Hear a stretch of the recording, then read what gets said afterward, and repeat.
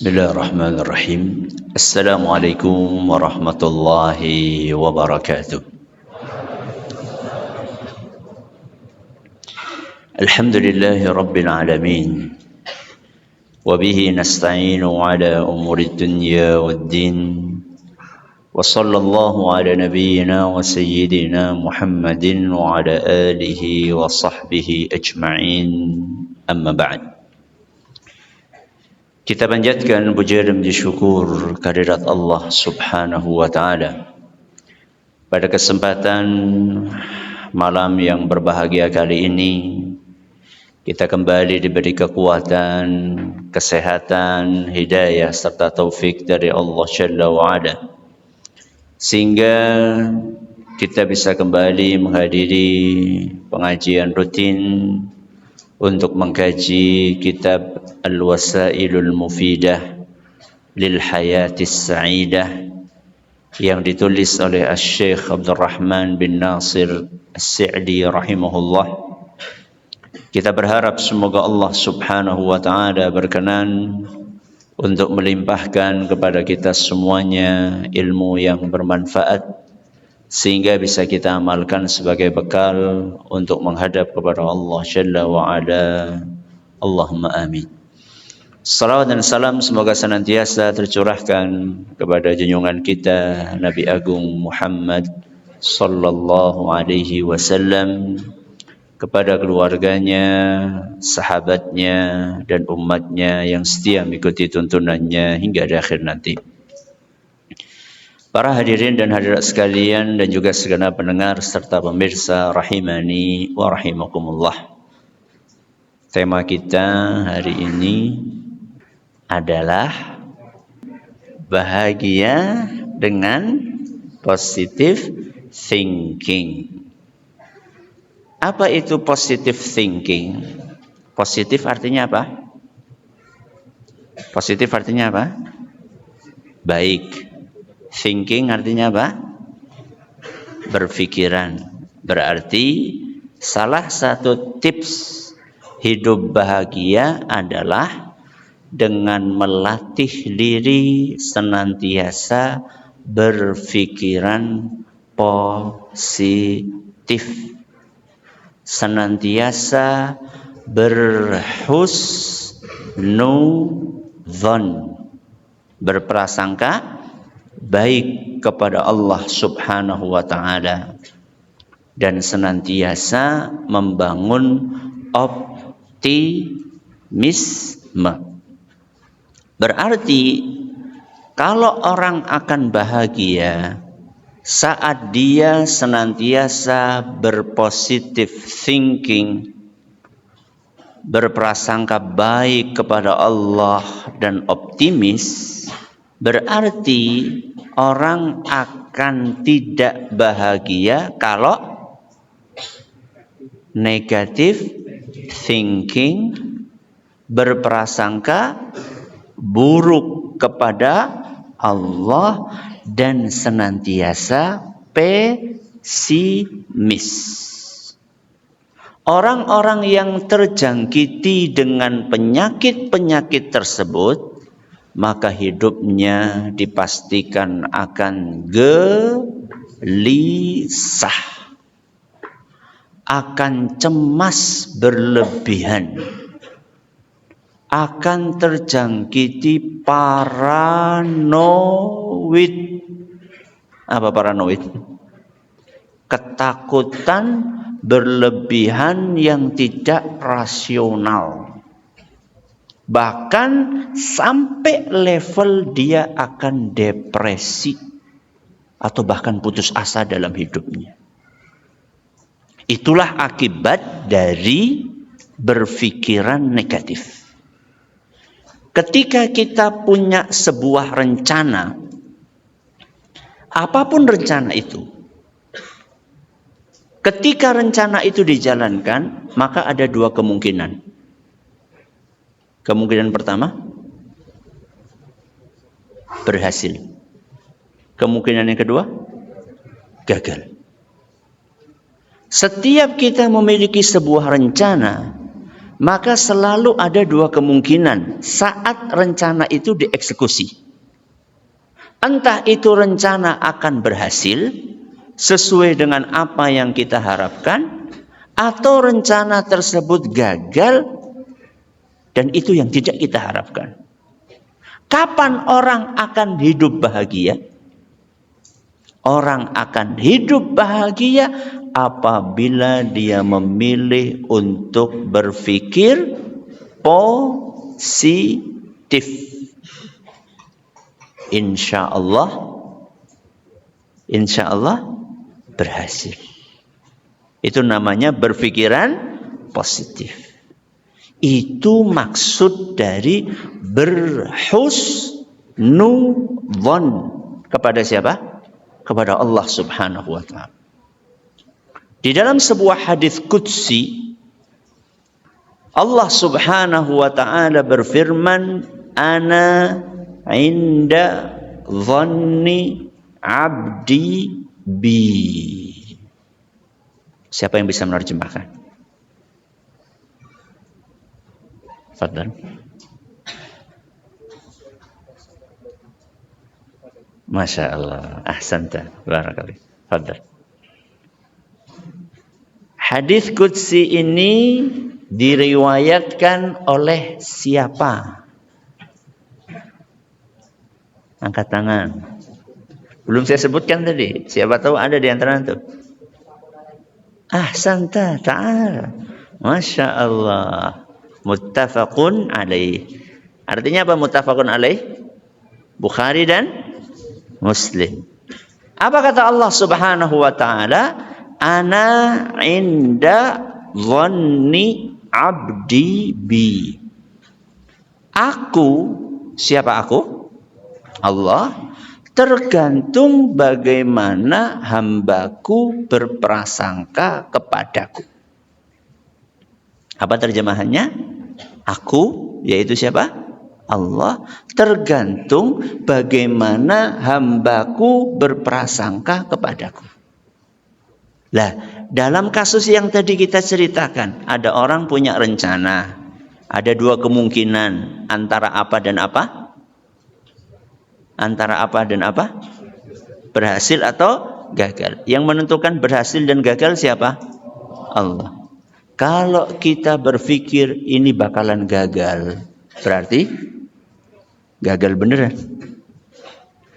Tapi kalau kita berpikiran ini bakalan sukses, maka insya Allah akan sukses.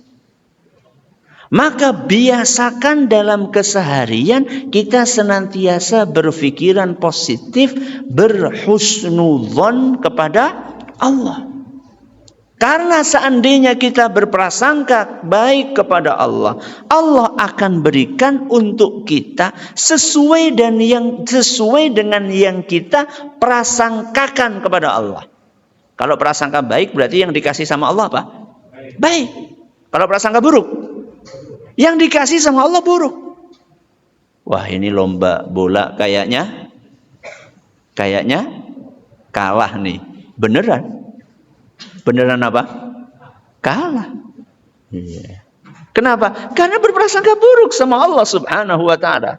Oke Ustaz, antara regu A dan regu B sama-sama berprasangka baik kepada Allah. Berarti yang menang siapa? Dua-duanya menang? Draw?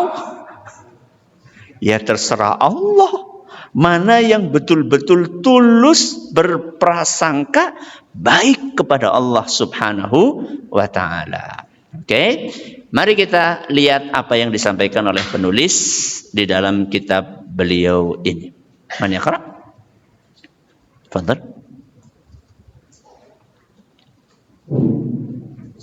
Assalamualaikum warahmatullahi wabarakatuh. Qala al-mu'allif rahimahullah ta'ala wa kadzalika yuqarinu baina ma yaqa'u min hududi dharrin 'alayhi wa baina al-ihtimalat al-kathirati fi salamati minha.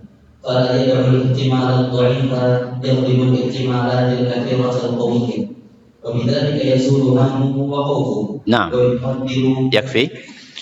Apa kata penulis? Wa kadzalika, salah satu cara supaya kita bisa hidup bahagia, yuqarinu, hendaklah dia membandingkan baina ma yakhafuhu min hudusi dararin alaih, membandingkan antara dua hal.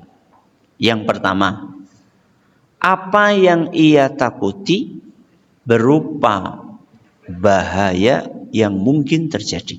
Ini yang pertama. Jadi dia membandingkan antara dua hal. Yang pertama, sesuatu yang dia takuti yang mungkin akan menimpa dirinya. Satu. Wa bainal ihtimalatil katsirati fis salamati minhu. Bandingkan yang pertama tadi dengan yang kedua. Apa yang kedua? Banyaknya kemungkinan untuk selamat dari bahaya tersebut. Jadi ada berapa kemungkinan? Dua. Kemungkinan yang pertama, dia akan tertimpa bahaya. Akan tertimpa musibah, akan celaka.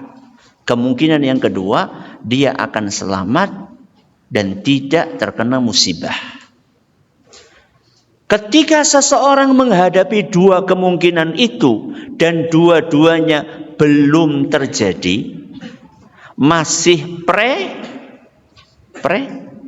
prediksi, masih kemungkinan, apa yang mesti kita lakukan? Fala yada'ul ihtimal ad-dha'ifa yaghlibul ihtimalatil katsiratal qawiyah. Jangan sampai kemungkinan-kemungkinan buruk yang lemah itu lebih menguasai pikirannya, padahal masih ada banyak kemungkinan yang besar bahwa dia akan selamat. Jadi jangan sampai kemungkinan-kemungkinan buruk itu lebih mendominasi pikiran kita. Wabidzalika, kalau itu kita terapkan, yazulu hammuhu wa khaufuhu, insyaallah rasa cemas dan perasaan takutnya akan hilang. Berarti kalau kita menghadapi dua kemungkinan baik dan kemungkinan buruk, dan dua-duanya belum terjadi, mana yang harus kita dominankan? Kemungkinan yang baik. Jangan mendominankan kemungkinan yang buruk. Kaidah ini bisa diterapkan di dalam banyak aspek di kehidupan kita. Saya akan kasih contoh satu-satu. Dalam aspek keimanan bisa kita praktekkan. Dalam aspek pendidikan bisa kita praktekkan. Dalam aspek bisnis bisa kita praktekkan. Dalam aspek kesehatan bisa kita aplikasikan. Dalam aspek sosial kemasyarakatan bisa kita praktekkan. Saya akan kasih contoh masing-masing. Dan aspek-aspek yang lainnya. Mari kita mulai dari aspek keimanan. Ketika orang akan meninggal dunia dalam keadaan sakaratul maut, dia akan berpikir tentang dosa-dosa yang pernah dia kerjakan. Di waktu yang sama, dia juga terbayang pernah melakukan amal-amal soleh selama hidupnya. Berarti dia membayangkan dosa-dosa yang pernah dia kerjakan, sekaligus dia juga memikirkan bahwa dia juga punya amal soleh. Saat itu muncul di dalam pikirannya, apakah dosa-dosa saya diampuni atau tidak?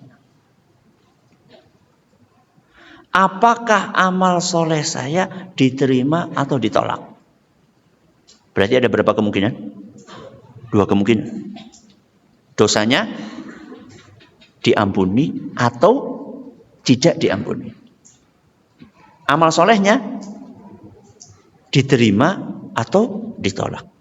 Mana yang seharusnya kita dominankan saat itu? Yang mana? Kemungkinan dosanya diampuni, amal solehnya diterima. Jangan sampai orang dalam keadaan sakaratul maut dia berpikir dosa saya nggak akan diampuni, amal soleh saya akan ditolak sama Allah Subhanahu wa ta'ala. Kenapa kita tidak boleh berpikiran seperti itu saat itu? Karena itu menyalahi pesan yang disampaikan oleh Nabi kita Muhammad sallallahu alaihi wasallam. Dalam sebuah hadis yang diriwayatkan oleh Imam Muslim, Nabi kita sallallahu alaihi wasallam bersabda, "La yamutanna ahadukum illa wa huwa yuhsinu dhanna billah." La yamutanna ahadukum illa wa huwa yuhsinu billahi dhanna. Saya ulangi ya. La yamutanna ahadukum illa wa huwa yuhsinu billahi dhanna. Siapa yang menerjemahkan?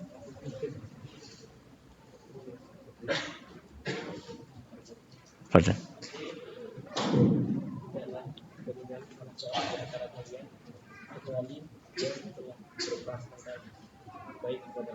Masya Allah, asanta, barakallahu fiik. Masya Allah, Masya Allah, asanta. La yamutanna ahadukum. Jangan sampai kalian mati. Illa wa huwa yuhsinu billahi dhanna. Melainkan saat itu dia berhusnudzon. Kepada siapa? Kepada Allah. Husnudzon kita kepada Allah saat kita punya dosa-dosa diampuni atau tidak diampuni? Husnudzon kita sama Allah diampuni. Amal-amal soleh yang sudah kita kerjakan, husnudzon kita sama Allah diterima apa ditolak? Diterima. Berarti itu khauf atau raja? Khauf atau raja? Raja. Berarti yang harus dominan khauf atau raja? Raja. Raja. Atau khauf? Atau harus padan? Hah? Dalam kondisi normal sepadan. Normal itu ya masih stabil lah ya. Dalam kondisi kita menjelang kematian, maka yang didominankan adalah raja. Kalau lagi banyak maksiat, maka seharusnya yang didominankan adalah khauf. Kalau dalam kondisi normal, dalam kondisi stabil, maka roja dan khauf disepadankan. Tapi kalau lagi banyak dosa, lagi banyak maksiat, maka yang didominankan adalah khauf kita kepada Allah Subhanahu wa ta'ala. Perasaan takut kita kepada Allah. Sehingga kita termotivasi untuk meninggalkan dosa. Tapi kalau orang dalam keadaan sakaratul maut, maka Nabi SAW berpesan supaya mendominasikan apa? Roja. Harapan dia kepada Allah Subhanahu wa ta'ala. Oke, ini contoh dalam hal keimanan. Contoh yang lain. Kita mau safar. Mau apa? Safar. Perjalanan dari Sumatera ke Magelang. Ya. Sumateranya mana yang paling jauh? Mana? Aceh. Aceh ada? Enggak. Mana yang paling jauh? Pekanbaru. Oh, Pekanbaru. Perjalanan dari Pekanbaru ke Magelang jauh apa dekat? Jauh. Panjang apa pendek? Panjang. Ada berapa kemungkinan? 2. Kemungkinan pertama, selamat. Kemungkinan kedua, kecelakaan. Kan pakai pesawat, Ustadz. Iya, pesawatnya meledak. Mungkin atau tidak? Mungkin. Mana yang harus kita dominankan? Hah? Selamat. Kenapa demikian, Ustadz? Karena satu, kita berangkat ke Magelang, ke pondok ini tujuannya untuk kebaikan atau keburukan? Untuk kebaikan. Tujuannya kebaikan. Dan Allah Azza wa Jalla akan memudahkan kebaikan. Yang kedua, ketika kita berangkat, kita sudah baca doa. Apa doanya? Keluar rumah minimal Bismillahi tawakkaltu 'alallahi la haula wala quwwata illa billah. Apa untungnya kalau sudah baca doa tersebut?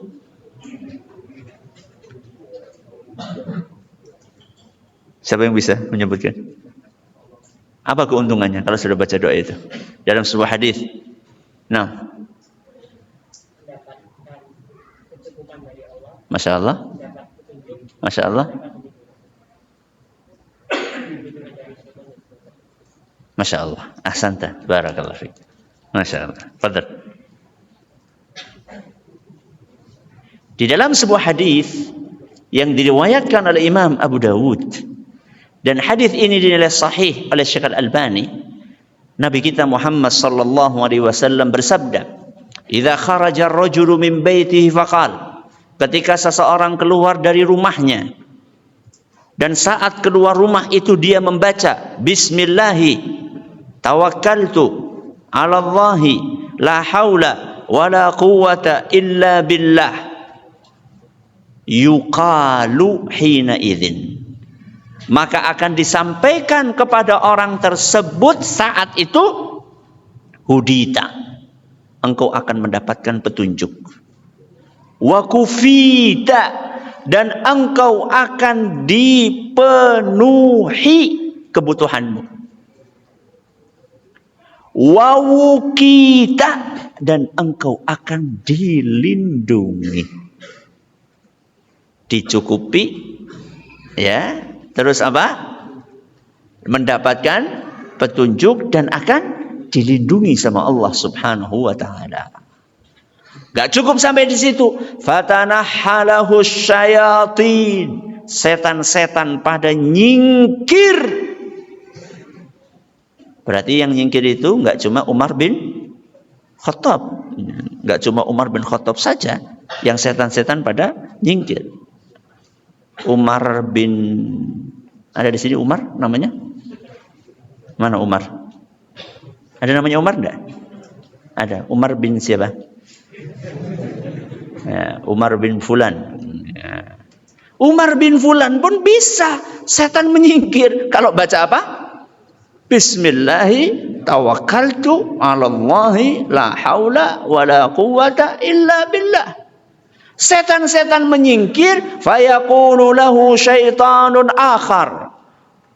Setan yang satu ngomong sama setan temennya, kaifa laka bi rajulin qad hudiya wa kufiya wa wuqiya.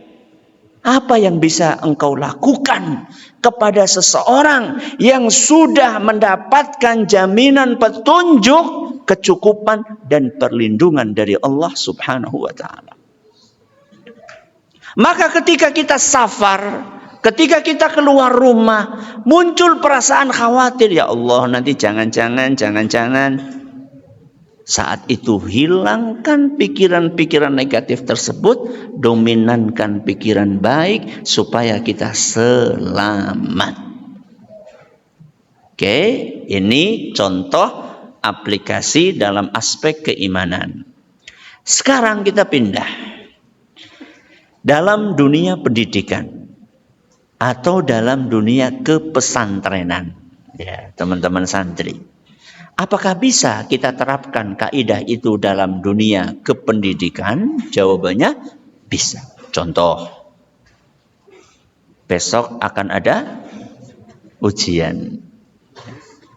Besok akan ada ujian. Contoh, ya, namanya juga contoh.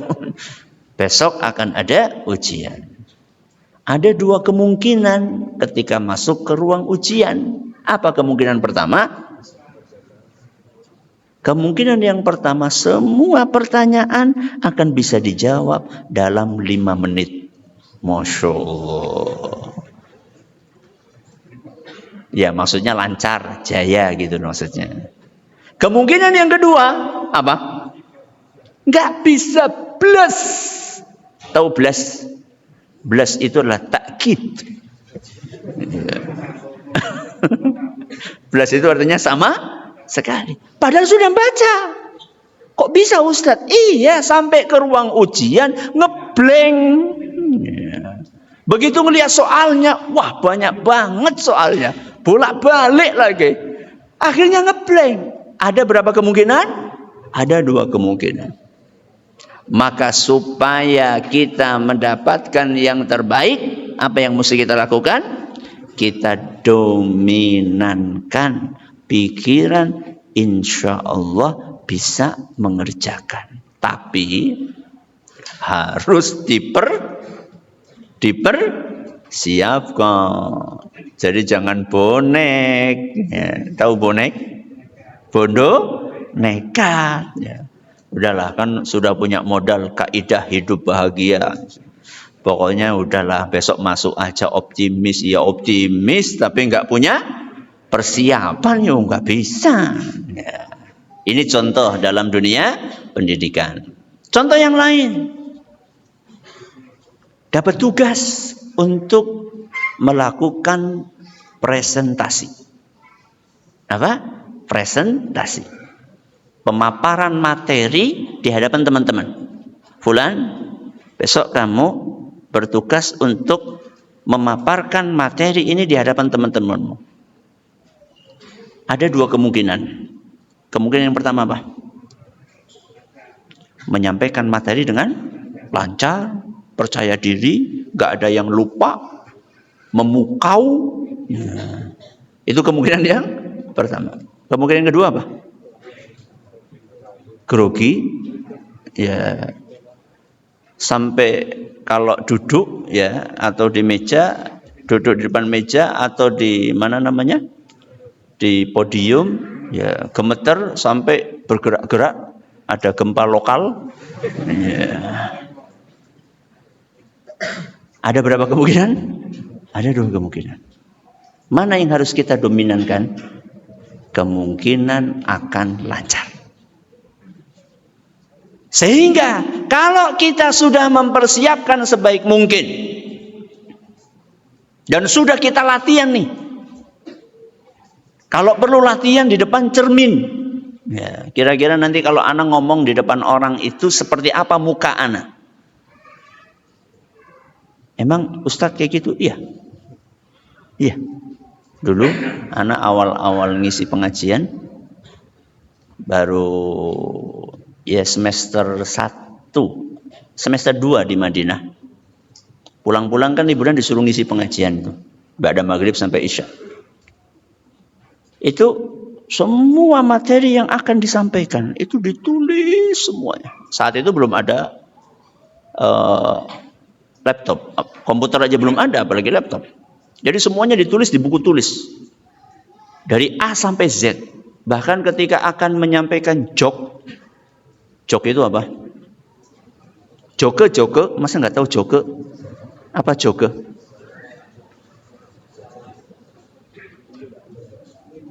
Apa? Humor gitu ya, supaya nggak apa? Supaya nggak tegang gitu ya. Itu anak tulis itu. Pokoknya nanti di menit sekian ana mau menyampaikan joke kayak gini. Tulis semuanya. Cukup? Enggak. Setelah ana tulis semuanya, terus ana masuk kamar, ana kunci dari dalam. Ana menghadap ke cermin. Terus ana lihat jam. Pada maghrib sampai isya itu kira-kira berapa menit? 40 menit atau 45 menit. Terus ana nyalakan. Klik. Apa? Stopwatch. Setelah itu ana ngomong di hadapan cermin. Ana lihat raut muka ana. Pas enggak kira-kira? Kalau lagi senyum, senyumnya pas enggak? Terus bisa enggak membagi wajah ke banyak orang? Bisa membagi ke semuanya rata. Terus gerakan tangannya kayak apa? Dari awal sampai akhir. Kemudian dilihat. Kalau misalnya ternyata lebih. Kalau 40 menit berarti lebih berapa? 45 menit. Berarti harus ada materi yang dihapus. Kalau ternyata 40 menit latihan. Ternyata cuma berapa? 30 menit. Berarti kurang. Tambahi materinya. Setelah latihan seperti itu semaksimal mungkin berdoa sama Allah Subhanahu wa taala, ya Allah lancarkanlah. Alhamdulillah lancar. Contoh yang lain dalam dunia pendidikan. Pengen daftar ke kampus favorit. Apa favorit antum? Wih, Masya Allah. Gak ada favorit lain? Universitas Islam Madinah. Ada dua kemungkinan. Kemungkinan pertama, lulus. Kemungkinan yang kedua, Anda belum beruntung.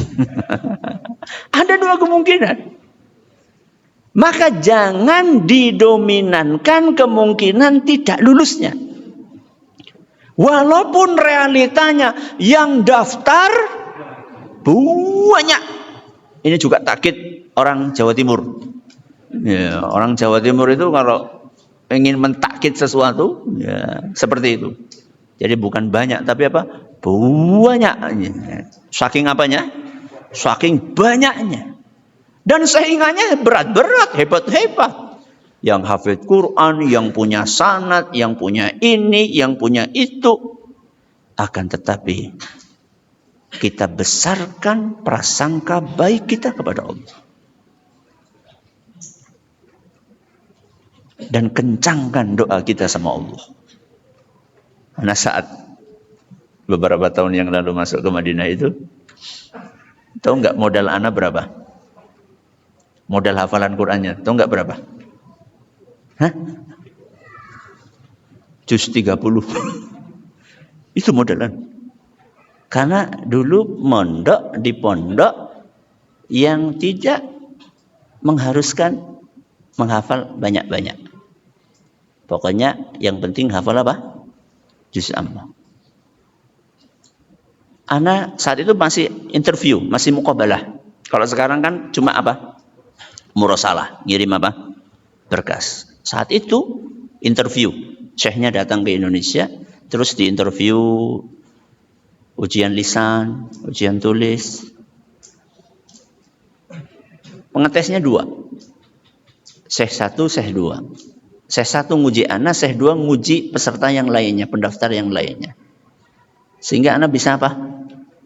Bisa nguping. Yeah. Dia tanya ke ana, beliau tanya ke ana, kam juz'an hafidta? Ana bilang, juz amma. Ya. Dia hafal berapa juz? 1 juz amma. Di samping ana ditanya, kam juz'an hafidta? 30 juz'an. Apa yang terjadi? Down. Cuma 1 lawan berapa? 30. Ya sudah. Punya senjata. Senjatanya mukmin apa? Hah? Doa. Ad-du'a'u silahul mukmin. Doa itu adalah senjatanya seorang mukmin. Sudah doa, kenceng-kenceng sudah. Dalam hati, ayo kenceng-kencengan doa. Apa yang terjadi? Siapa yang diterima? Dua-duanya diterima. Alhamdulillah. Ya, dengan izin dari siapa? Allah Subhanahu wa Ta'ala. Oke, sekarang kita pindah. Tadi kan dunia pendidikan. Sekarang kita pindah dunia bisnis. Dunia bisnis. Ketika seseorang akan mulai bisnis baru, pasti ada perasaan di dalam hatinya takut apa? Gagal. Takut rugi. Padahal ketika seseorang memulai bisnis itu kemungkinannya nggak cuma gagal dan rugi. Ada kemungkinan berikutnya apa? Sukses dan kebalikannya rugi. Sukses dan untung. Maka kenapa hanya memikirkan kerugian dan kegagalan?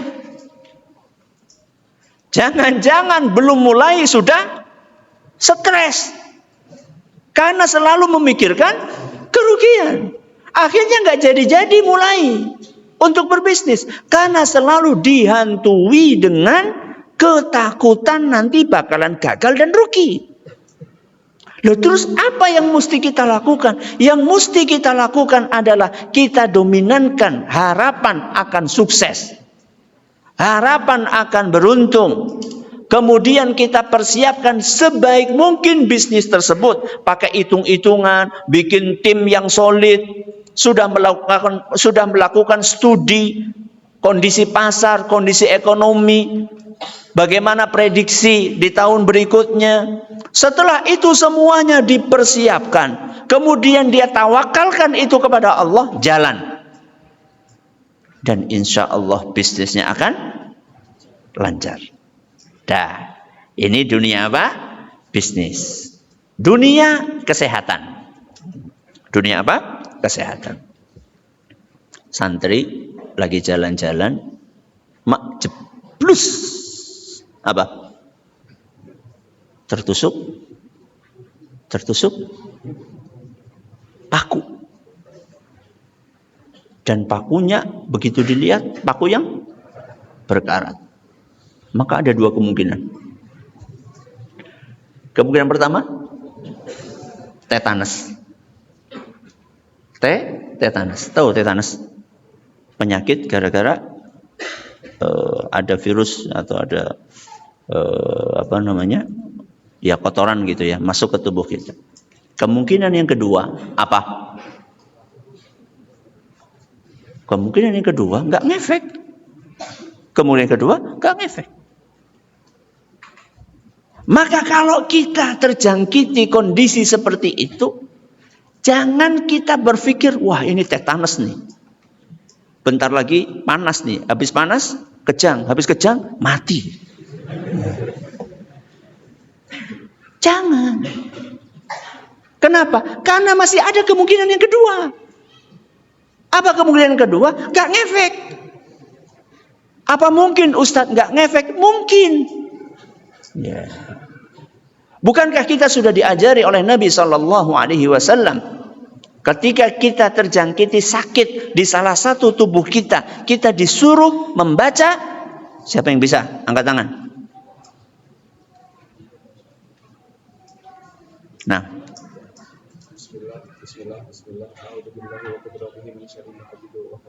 Berapa kali?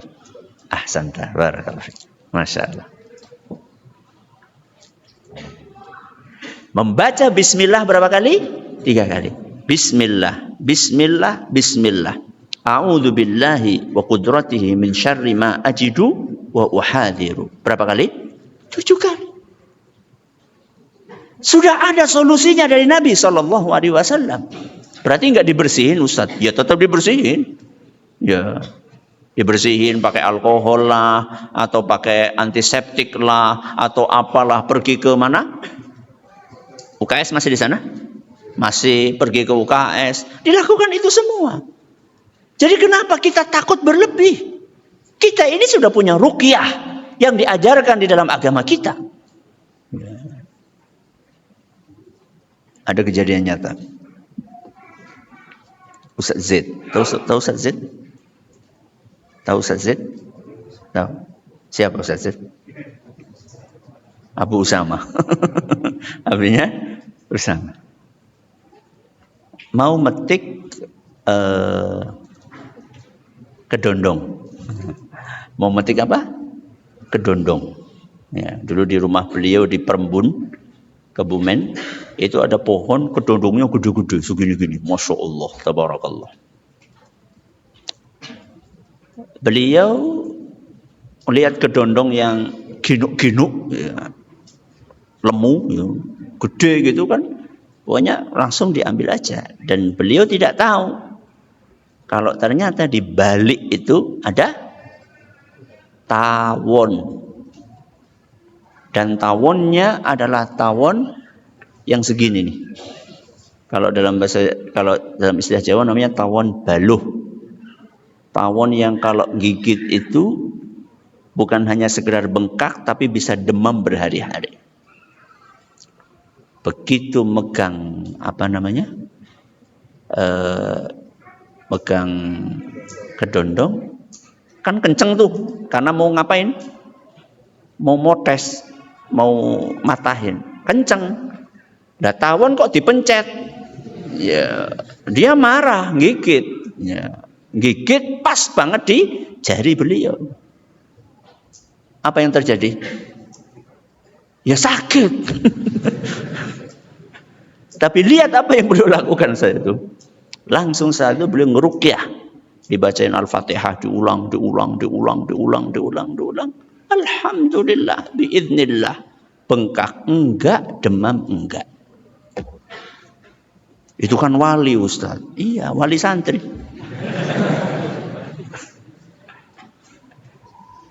Ruqyah itu enggak khusus buat siapa? Wali. Ruqyah itu bisa buat semuanya. Ya. Ini dalam dunia apa? Kesehatan. Contoh yang lain. Dalam dunia sosial kemasyarakatan. Sudah? Adzan Ustaz? Sudah? Sudah? Sekali. Satu. Dalam dunia sosial kemasyarakatan. Berencana nagih utang. Berencana nagih utang. Dan orang yang ditagih ini terkenal susah bayar utang. Tahu-tahu pura-pura lupa. Apa itu? Kalau pura-pura lupa, apa namanya istilahnya itu?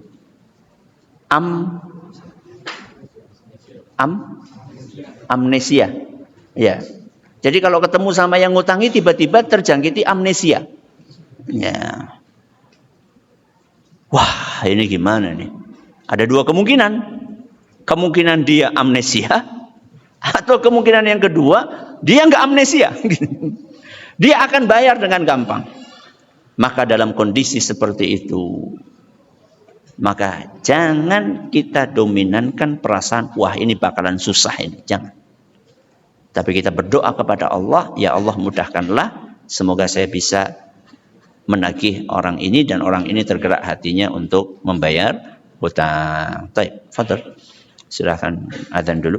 Alhamdulillahirabbil alamin, wassalatu wassalamu ala nabiyina Muhammadin wa ala alihi washabbihi ajmain wa ba'd. Alhamdulillah, materi kita sudah selesai. Di kesempatan antara adzan dan iqamah ini saya akan menyampaikan sebuah pesan yang insya Allah bermanfaat buat kita semua. 30 tahun yang lalu. Berarti tahun berapa?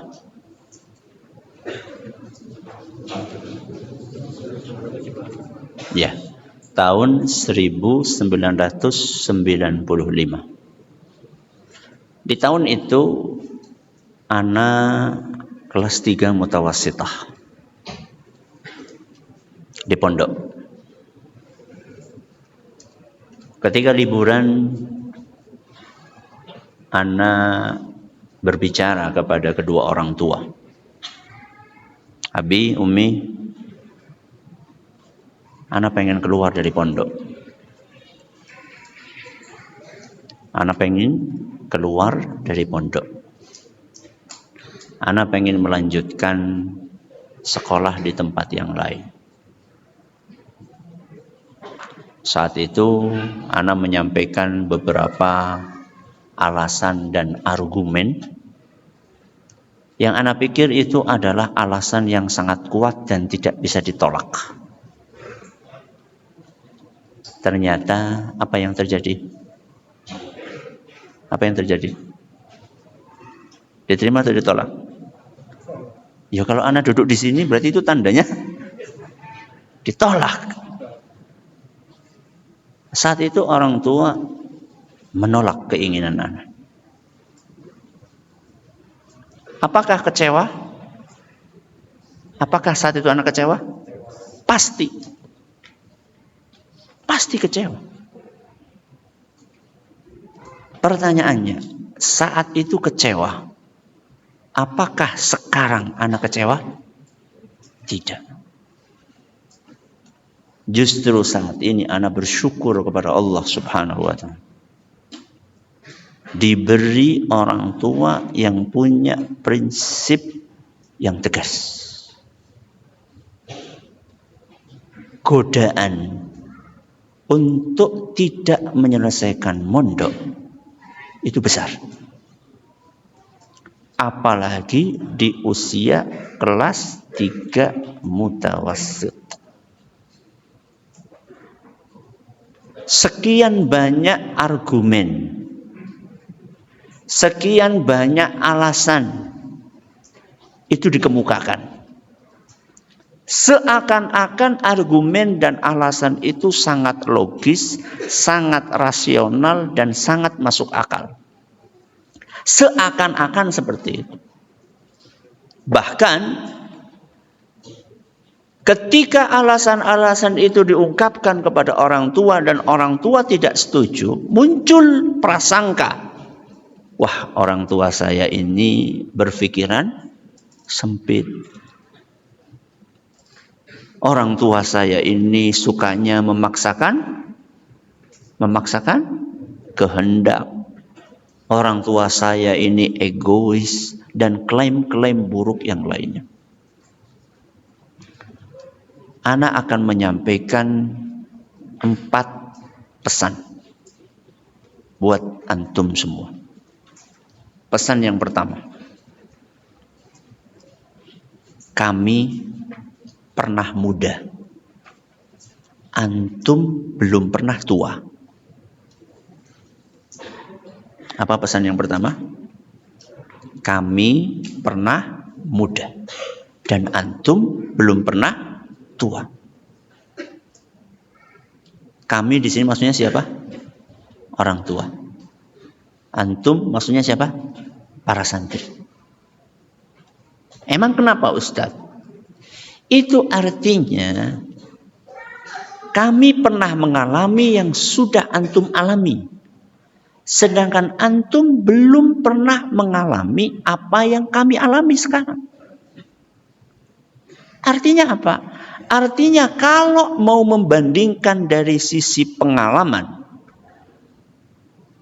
kalau mau membandingkan dari sisi kedewasaan, kalau akan membandingkan dari sisi pertimbangan yang jauh ke depan, maka orang tua lebih unggul.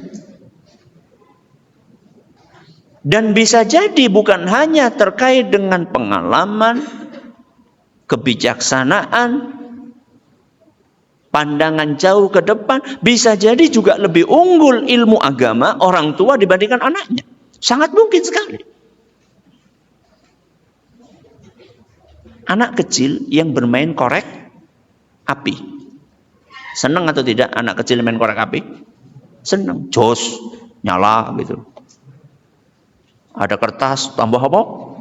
Gede, nyala. Suka? Suka. Orang tua yang sayang sama anaknya yang mainan korek api, dibiarkan atau dilarang? Dilarang. Anak kecil yang lagi mainan korek api, tahu-tahu korek apinya diambil, apinya dimatikan. Jengkel? Jengkel atau tidak? Jengkel. Walaupun diungkapkan argumen begitu banyak, nah ini bahaya, rumah kita bisa habis. Ya.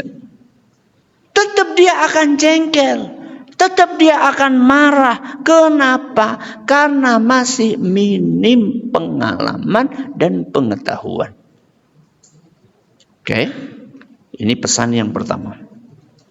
Pesan yang kedua, semua akan indah ketika dilakukan sampai tuntas. Apa pesan yang kedua? Semua akan indah kalau dilakukan sampai tuntas. Contoh, antum kalau nyuci, ya kan ada kan, nggak semua baju dilondrikan, betul ya? Betul. Kalau antum nyuci baju yang nggak dilondrikan, antum akan apakan dulu? Antum apakan dulu? Rendam. Kapan baju ini akan bersih dan bagus? Setelah direndam langsung dijemur?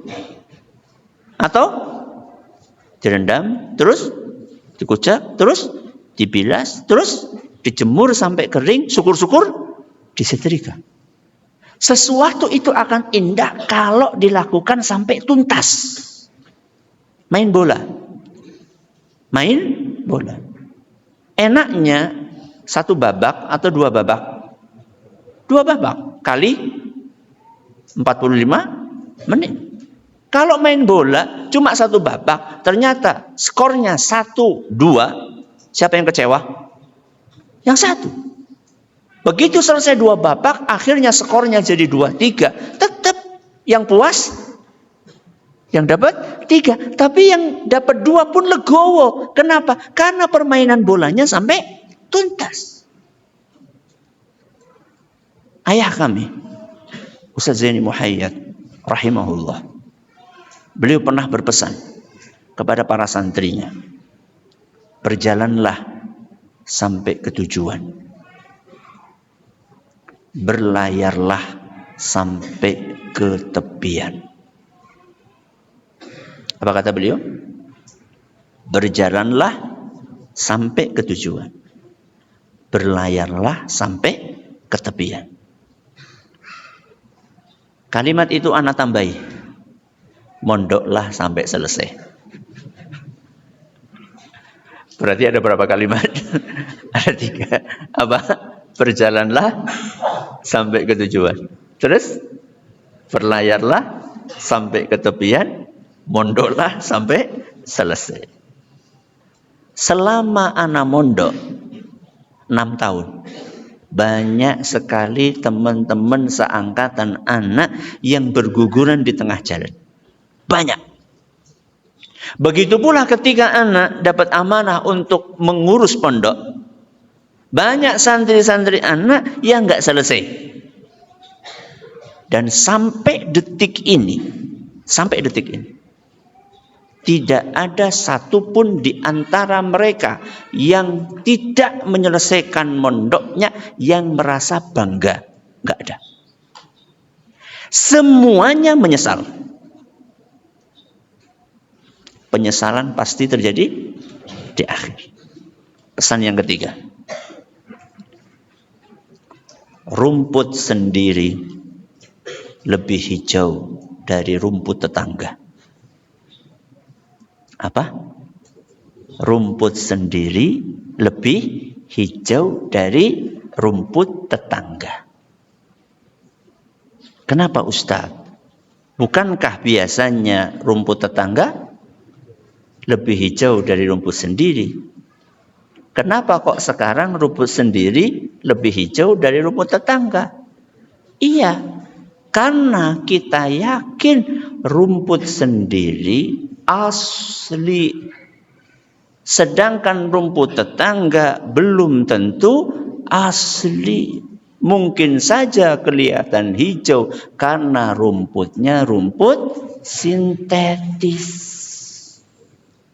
Maksudnya apa Ustaz?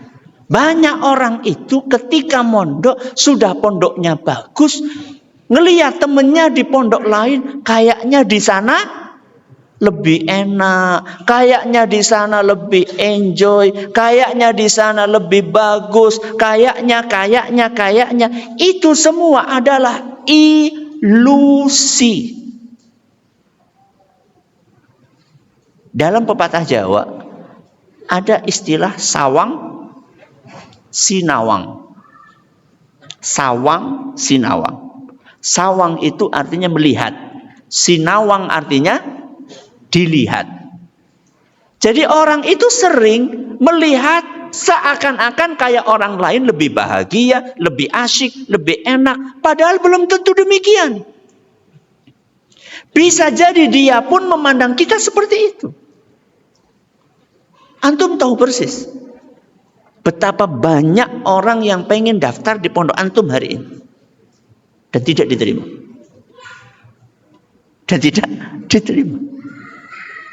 Antum sekarang sudah di dalam sini. Jadi jangan sampai kita meninggalkan sesuatu yang sudah jelas-jelas di tangan kita, kemudian kita berharap sesuatu yang belum jelas. Dalam pepatah Arab mengatakan, baydatul yaumi. Oh, belum pernah belajar. Khairun min dajajatil ghad. Siapa yang bisa menerjemahkan? Fadhal. Masya Allah, ahsanta, barakallahu fiik. Artinya apa? Baydatul yaumi, telur hari ini lebih baik daripada ayam besok. Di depan antum ini ada piring isinya apa? Telur. Sudah siap nih, dia tinggal dimakan. Antum milih telur yang ada di depan antum, atau antum milih ayam yang akan diberikan kepada antum besok? Milih mana? Ayam yang ada di atas piring. Bukan, pilihannya bukan itu. Pilihannya sudah ada telur di depan mata kita, tinggal dimakan. Sama ada orang akan ngasih ayam besok, antum milih yang mana? Telur hari ini. Karena yang besok belum pasti. Apalagi kalau hari ini ayam, besoknya telur. Antum sekarang itu ada ayam di hadapan antum. Antum mengharapkan telur yang belum jelas. Nasihat yang terakhir, yang keempat. Jadilah santri yang cerdas. Apa? Jadilah santri yang cerdas.